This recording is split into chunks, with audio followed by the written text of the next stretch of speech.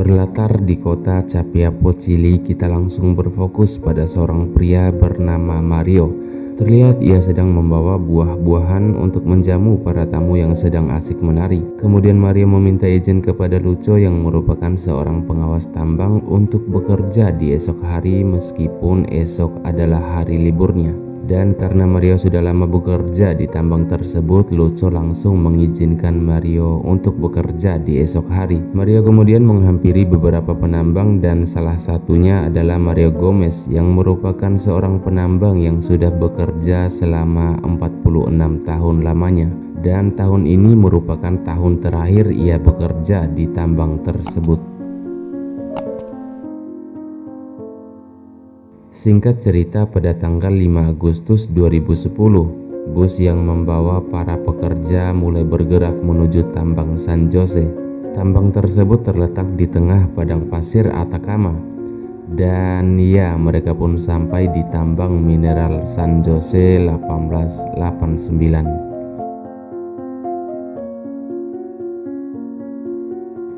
Beberapa para penambang mulai mempersiapkan alat-alat untuk persiapan menambang. Sementara itu terlihat Lucho sedang berdebat dengan Castillo, kemudian menyerahkan pecahan kaca yang barusan ia temukan di lokasi tambang. Menurut Lucho, lokasi tambang sudah tidak aman. Akan tetapi Castillo mengatakan lokasi tambang akan bertahan selama 20 tahun lagi. Castillo malah menyuruh Lucho untuk segera pergi menambang dengan target 250 ton per hari. Karena tak sanggup lagi berdebat, Lucho pun kemudian beranjak dari tempat tersebut. Ia mulai mengabsen dan memerintahkan para pekerja untuk bersiap-siap untuk turun ke bawah. Di sini ia juga tak lupa untuk memperkenalkan seorang penambang baru yang bernama Charles Mamani. Ia juga menyerahkan selembar kertas kepada Mario Gomez dan ternyata itu adalah surat pemberitahuan bahwa 2 minggu lagi Mario Gomez akan segera pensiun. Setelah sudah siap dengan peralatan masing-masing, 33 penambang akhirnya beranjak masuk ke dalam tambang. Yang perlu diketahui adalah tambang tersebut hanya memiliki satu-satunya pintu masuk sekaligus pintu keluar. Sebagai pekerja baru, Mamani cukup kaget mengetahui hal tersebut.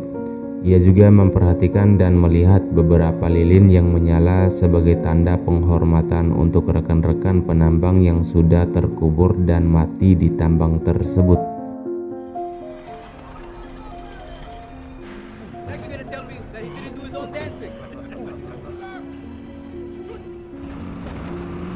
Hingga pada akhirnya mereka pun sampai di titik lokasi yang telah ditentukan.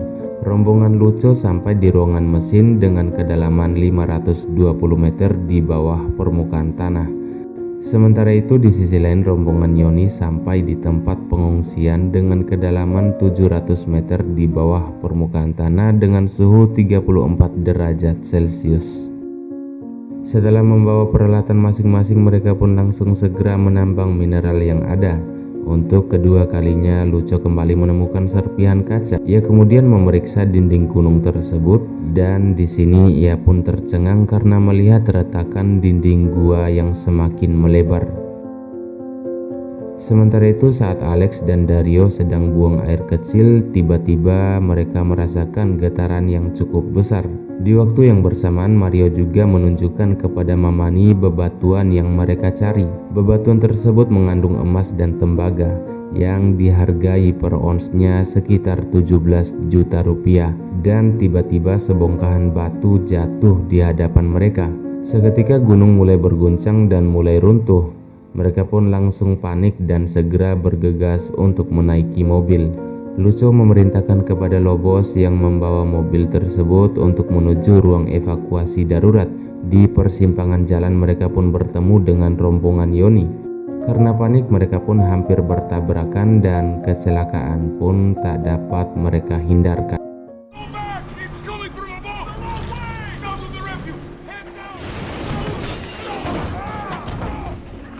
Beberapa para pekerja mengalami luka-luka akibat dari benturan dan reruntuhan batu. Namun pada akhirnya mereka pun sampai di ruang evakuasi darurat. Dan ya, tambang San Jose ambruk. Akibatnya aliran listrik pun terputus dan menutup jalan keluar satu-satunya.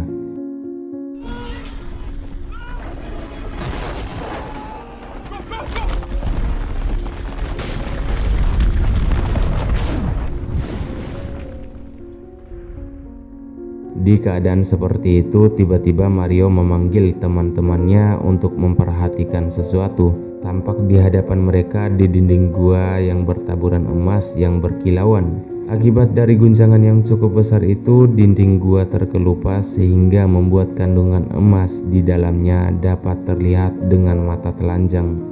Di sini Mario berkata bahwa ini adalah jantung gunung yang selama ini mereka cari dan kini mereka terjebak di kedalaman 700 meter di bawah tanah.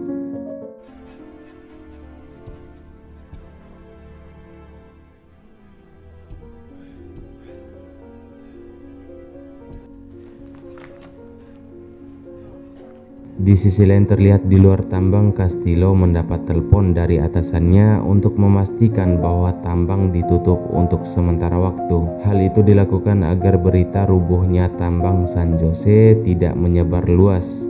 Tanpa sepengetahuan Castillo, 2 orang pekerja diam-diam keluar dari lokasi tambang dan melaporkan kejadian tersebut kepada media massa. Tentu hal itu membuat keluarga para pekerja langsung panik dan bergegas untuk menuju lokasi tambang. Di sisi lain terlihat di dalam tambang, Lucho mulai menghitung para pekerja dan ternyata ada 33 orang yang terjebak di dalam tambang tersebut. Ia lantas mengatakan bahwa ruang evakuasi dibuat hanya untuk 30 orang saja. Jadi kemungkinan besar mereka akan baik-baik saja dan aman berada di ruang evakuasi tersebut. Mendengar hal itu, Mario pun marah dan tidak terima dengan perkataan tersebut. Ia kemudian mengatakan tidak akan tinggal diam dan menunggu bantuan datang. Ia akan mengecek cerobong asap yang mungkin saja akan menjadi jalan keluar untuk mereka. Di sini Lucho melarang Mario karena hal itu cukup membahayakan nyawanya. Akan tetapi Mario yang keras kepala tetap pergi untuk memeriksa cerobong asap. Sementara di luar tambang, keluarga para pekerja mulai berdatangan. Di sini security menyuruh mereka untuk tetap di luar dan menunggu. Seketika ada seorang wanita yang melempar kedua security itu dengan sesuatu. Wanita tersebut bernama Maria. Ia terus mengajak keluarga penambang untuk tetap bertahan di sana sampai ada jawaban pasti dari pihak perusahaan.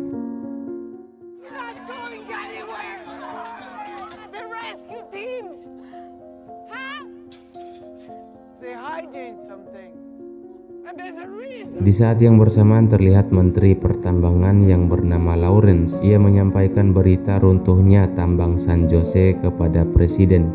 Akan tetapi karena perusahaan tambang tersebut milik swasta, maka Presiden mengatakan bahwa pemerintah tidak usah turun tangan. Biarkan perusahaan itu sendiri yang menangani masalah tersebut. Di sini Lawrence menegaskan bahwa mereka tidak memiliki peralatan yang lengkap untuk mengevakuasi para pekerja yang terjebak. Jika pemerintah tidak membantu, hal ini akan berdampak buruk bagi industri dan pertahanan Chili. Maka sebagai tanggung jawab moral pemerintah, ia meminta izin kepada Presiden untuk datang ke tambang San Jose. Kembali ke dalam tambang, di sini Mario dan rekan-rekannya sedang berusaha untuk keluar lewat cerobong asap. Sementara itu di sisi lain Lucho dan yang lainnya sedang mencari obat-obatan dan radio untuk alat komunikasi. Dan ternyata selama ini obat-obatan sudah habis dan tak pernah diisi kembali. Sementara itu radio yang menjadi satu-satunya alat komunikasi ternyata tidak pernah diperbaiki oleh pihak perusahaan. Kembali ke Mario dan beberapa pekerja. Mereka melihat tangga yang sudah rapuh hingga ada yang terlepas. Di sini mereka pun sangat tercengang melihat tangga darurat yang ternyata selama ini tidak pernah diselesaikan oleh pihak perusahaan. Dan pada akhirnya Mario menyuruh Alex dan yang lainnya untuk turun ke bawah. Akan tetapi ketika hendak turun, tiba-tiba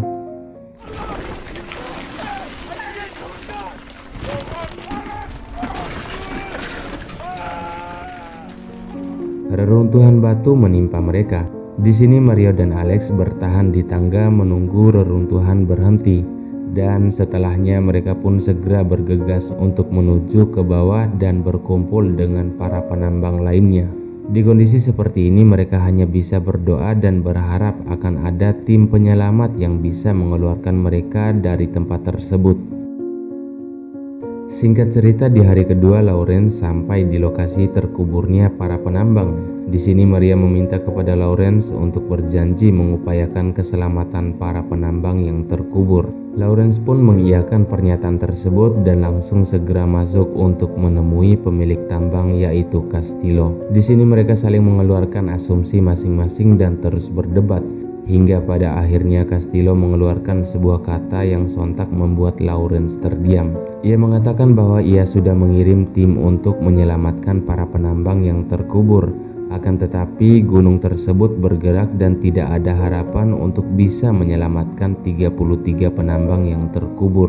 Yang artinya 33 penambang hanya bisa pasrah dan mati kelaparan akibat tidak adanya persediaan makanan dan minuman.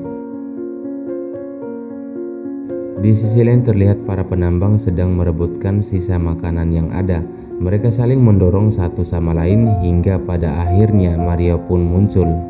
Ia kemudian memarahi sikap egois Dario dan para pekerja lain. Ia juga menjelaskan bahwa sudah tidak ada jalan keluar untuk bisa keluar dari tempat ini. Itu artinya mereka harus membagi makanan secara adil untuk bisa bertahan hidup sembari menunggu tindakan dari tim penyelamat. Akan tetapi pernyataan itu langsung dibantah oleh Lucho. Menurutnya perusahaan tidak akan menyelamatkan mereka. Justru mereka akan mati kelaparan dan terkubur di tambang San Jose ini. Dengan jiwa kepemimpinannya yang hebat, Mario kemudian menjawab bahwa kita harus tetap optimis dan yakin bahwa tim penyelamat akan mengeluarkan mereka dari tempat itu dengan kondisi yang selamat. Mendengar hal tersebut, para penambang sontak terdiam dan mulai mengembalikan sisa makanan yang sudah mereka ambil. How long do you think that's going to take? Because I choose to believe it. All 33 of us. All the food we have left to keep us alive. We have to ration it carefully. Anybody else? Sementara itu di dalam istana, Presiden nampak menghubungi ahli pertambangan yang bernama Sugaret untuk membantu Lawrence dalam mengevakuasi para penambang yang terkubur. Singkat cerita, keesokan harinya Sugaret dan timnya kemudian menghampiri Lawrence dan menjelaskan rencana penyelamatan kepada Lawrence. Di sini ia memperlihatkan gambar 3 dimensi yang menunjukkan batu besar seberat 7.000 ton yang menutupi lubang tambang. Jika tidak bisa melakukan penyelamatan lewat pintu depan, satu-satunya cara adalah mengobor batu tersebut yang diperkirakan memakan waktu selama 8 hari. Dan jika pengoboran dilakukan selama 24 jam per hari, kemungkinan mata bor akan rusak. Jadi tingkat keberhasilan mereka kurang dari 1%. It's not the biggest problem. It's the deviation factor. Look, here's the refuge. My readings indicate that a massive rock displaced itself here. We're talking about 700,000 tons of diorite. Through the front door, so to speak. Sampailah di hari ketiga, terlihat Mario membagi rata susu dan biskuit kepada para penambang dan mereka harus menunggu 24 jam lagi untuk bisa mendapatkan jatah makanan berikutnya.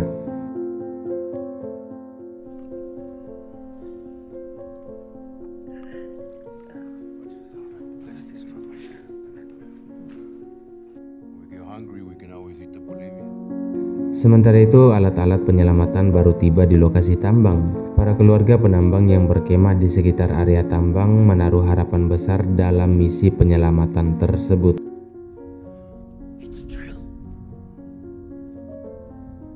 Hingga di hari kelima, mata bor yang digunakan untuk penggalian patah karena tidak sanggup lagi menahan kerasnya bebatuan diorit yang kerasnya 2 kali lipat dari kerasnya batu granit. Hal tersebut memaksa Sugaret untuk memindahkan titik lokasi pengeboran. Akan tetapi hal tersebut akan memakan waktu yang cukup lama. Mengetahui hal tersebut, Lawrence mengkhawatirkan kondisi para penambang yang terkubur di dalam tambang. Di sini Lawrence mencoba menenangkan pihak keluarga penambang dengan memberikan fasilitas mulai dari makanan, tempat tinggal, dan biaya pendidikan sementara untuk anak-anak mereka. Pemerintah juga mulai memberikan bantuan kepada pihak keluarga. Mereka mendirikan tenda dan dapur umum untuk para pihak keluarga korban. Kembali lagi ke dalam tambang, terlihat Mario sedang membagikan sekaleng tuna untuk 33 orang penambang. Sementara itu Alex berhasil menyaring air untuk minum. Walaupun mendapatkan jatah makanan dan minuman yang terbatas, mereka cukup bersyukur karena dengan itu mereka tetap bisa menyambung nyawa dan bertahan hidup. Singkat cerita, sampailah di hari ke-12 pengoboran. Tim pengobor mulai memasukkan pipa terakhir sepanjang 6 meter. Di sisi lain, mereka yang ada di dalam tambang mendengar suara dentuman yang pastinya itu berasal dari pipa pengoboran. Akan tetapi suara bor tersebut perlahan menjauh dari lokasi mereka saat ini. Seketika semangat mereka pun mulai surut dan tampak kehilangan harapan untuk bisa keluar dari tempat tersebut. Di kondisi seperti ini, hanya Mario seorang yang tetap menyemangati mereka agar tetap semangat dan optimis untuk bisa keluar dari tempat tersebut. Ternyata titik pengoboran meleset 10 meter dari ruang evakuasi. Tampak ekspresi sedih terlihat dari wajah Lauren ketika melihat ke arah para keluarga penambang. Sampai pada akhirnya Sugaret ingin menyerah karena sudah 9 lubang yang dibor dan semuanya tidak membuahkan hasil sedikit pun. Singkat cerita, sampailah di hari ke-14. Tampak di dalam tambang para pekerja mulai kelaparan dan putus asa. Di sini Mario lantas menemukan Mamani yang sedang bersembunyi karena ia takut akan dimakan oleh teman-temannya yang lain. Mendengar pernyataan tersebut, Mario langsung menenangkan dan mengajak Mamani untuk bergabung dengan rekan-rekan yang lainnya. Di hari itu stok makanan hanya tersisa 1 kaleng tuna. Mario memasak tuna tersebut dan membaginya sama rata. Ia juga mengatakan bahwa ini adalah makanan terakhir mereka dan menjadi harapan terakhir mereka untuk bisa bertahan hidup. Pada saat ingin menyantap makanan, mereka semua kemudian membayangkan istri mereka dan membawakan makanan yang paling enak. Di sini Mario mengatakan sangat bangga kepada dirinya dan mereka semua karena bisa menikmati dan berbagi makanan terakhir dengan rekan-rekannya.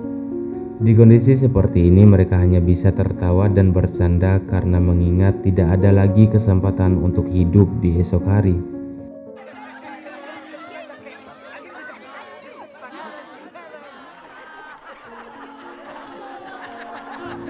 Sementara itu terlihat di ruangannya Sugaret didatangi oleh Lawrence. Di sini mereka cukup berdebat karena hari ini Sugaret telah memutuskan untuk menghentikan misi penyelamatan. Akan tetapi Lawrence meminta kesempatan terakhir untuk kembali melakukan pengoboran karena memang para keluarga korban menggantungkan harapan yang sangat besar kepada mereka. Sampai lihat di malam hari, tampak mereka berdua sedang menyusun ulang strategi pengoboran. Lawrence menggambarkan rencana terakhir di atas tanah. Ia mengatakan bahwa mereka harus menggunakan cara lain dan belajar dari kesalahan-kesalahan sebelumnya. Dan ya, di tengah hujan yang cukup deras, pengoboran pun kembali dilanjutkan. Hingga sampailah di hari ke-17, Mario tampak sedang memperhatikan teman-temannya yang sepertinya mulai kehilangan harapan. Akan tetapi tak lama setelah itu tiba-tiba air menetes tepat di muka Mario, yang disusul dengan mata bor yang berhasil menembus ruang evakuasi. Sontak hal itu membuat Mario langsung teriak dan memanggil teman-temannya. Mereka langsung memukul-mukul ujung mata bor sebagai sinyal untuk menandakan bahwa mereka masih hidup. Mario kemudian langsung mengecat pipa dan mengikat selembar surat di mata bor. Sementara itu nampak di atas Lawrence menempelkan kupingnya kepada mata bor karena mendengar suara ketukan dari para penambang yang terjebak di dalam. Setelah mata bor ditarik ke atas, Lawrence kemudian melihat dan membaca surat tersebut. Para tim pun menangis bahagia karena berhasil menemukan tanda-tanda kehidupan dari 33 penambang yang terjebak.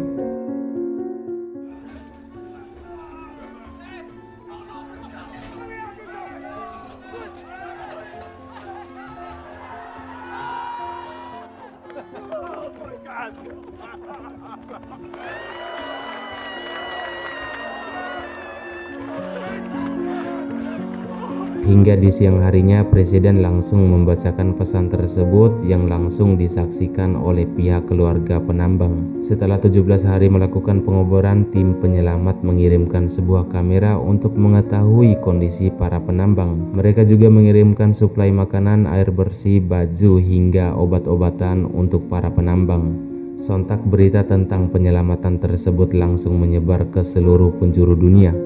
Bantuan pun mulai berdatangan dari berbagai negara, seperti Amerika yang mengklaim memiliki alat canggih dan mampu mengebor dengan sangat cepat. Hingga sampailah di hari ke-20, makanan pun dikirim secara rutin melalui jalur pipa. Satu persatu para penambang mendapatkan kesempatan untuk melakukan panggilan video dengan keluarga mereka. Singkat cerita, sampailah di hari ke-50. Tim penyelamat mengalami banyak kendala. Salah satunya adalah mata bor yang mereka gunakan patah karena tidak sanggup mengebor bebatuan yang sangat keras. Mereka kembali berusaha mengambil mata bor yang patah menggunakan magnet. Di sisi lain, di dalam tambang tampak mengalami kericuhan. Mereka mulai memukul dan saling menyalahkan satu sama lain. Akan tetapi Mario dengan cepat langsung menenangkan mereka dengan tujuan agar bisa keluar dan kembali menemui keluarga mereka masing-masing. Dan pada akhirnya tim penyelamat berhasil menarik kembali mata bor yang patah. Mereka pun kembali melakukan pengeboran hingga sampailah di hari ke-58. Lucho mengatakan kepada tim penyelamat bahwa mata bor berada tepat di atas besi penahan. Jika mata bor membentur besi penahan, maka mereka semua akan mati terkubur. Lucho meminta untuk dikirimkan bom agar bisa meledakkan jalur pengeboran, karena hanya itulah satu-satunya cara agar mata bor bisa menembus ke ruang evakuasi dan bisa mengeluarkan mereka dari tempat tersebut. Dan ketika semuanya sudah siap, salah seorang penambang mulai meledakkan bom. Dan tak disangka ledakan tersebut berhasil membuat mata bor masuk ke dalam ruang evakuasi. Tim penyelamat mulai mempersiapkan kapsul yang bernama Purnik 1. Alat ini dirancang khusus untuk dapat mengeluarkan 33 penambang yang terjebak agar bisa naik ke permukaan satu persatu. Pada tanggal 13 Oktober 2010, tepatnya di hari ke-69. Tim penyelamat berhasil menurunkan kapsul pertamanya ke dalam tambang. Di sini Alex adalah orang pertama yang akan menaiki kapsul tersebut. Setelah semuanya sudah siap, tim penyelamat mulai menarik kapsul tersebut ke atas. Namun di ketinggian 300 meter kapsul tersebut mengalami kemacetan. Hal itu cukup membuat para tim penyelamat panik, termaksud Alex yang sedang berada di dalam kapsul tersebut. Kemudian para tim penyelamat mencoba mulai menarik kembali kapsul tersebut dan tak lama setelah itu Alex pun berhasil naik ke permukaan dengan kondisi yang selamat. Alex kemudian langsung memeluk ayah serta menghampiri istri dan anaknya. Berikutnya adalah giliran Mario. Ia sangat bersemangat untuk bisa sampai ke atas dan pada akhirnya ia pun sampai ke atas. Ia pun dijuluki Super Mario karena berkat jiwa kepemimpinannya 33 penambang berhasil dievakuasi dan selamat. Sorakan bahagia terdengar sangat keras ketika satu persatu penambang mulai naik ke permukaan. Beberapa negara menyaksikan aksi penyelamatan bersejarah tersebut. Semua orang gembira atas keberhasilan negara Chili dalam menyelamatkan 33 penambang yang terkubur di dalam tambang. Dan selanjutnya adalah Lucho yang merupakan penambang terakhir yang berada di tempat itu yang akan naik. Sebelum ia menuju ke atas, ia menyempatkan diri untuk melihat tulisan yang dibuat oleh Mario. Tulisan tersebut bertuliskan di sini pernah tinggal 33 penambang pada tanggal 5 Agustus hingga 13 Oktober. Tuhan menyertai kami. Lucho menangis haru ketika melihat tulisan tersebut. Kemudian tak lama setelah itu Lucho pun naik ke atas kapsul hingga akhirnya ia pun naik ke atas dan selamat. Singkat cerita, beberapa hari kemudian perusahaan tambang San Jose dinyatakan tidak bersalah atas kelalaian mereka. Dan akhirnya para penambang tidak mendapatkan kompensasi apapun. Yang terpenting saat ini mereka bisa selamat dan bisa kembali bertemu dengan keluarga mereka masing-masing. Dan film pun selesai. Pesan yang dapat kita ambil dari film ini yaitu perlakukan keluargamu layaknya seperti kamu memperlakukan temanmu, dan perlakukan temanmu selayaknya kamu memperlakukan keluargamu. Like video ini dan subscribe agar kalian tidak ketinggalan video-video terbaru dari ACK Film. Saya pamit undur diri. Dadah.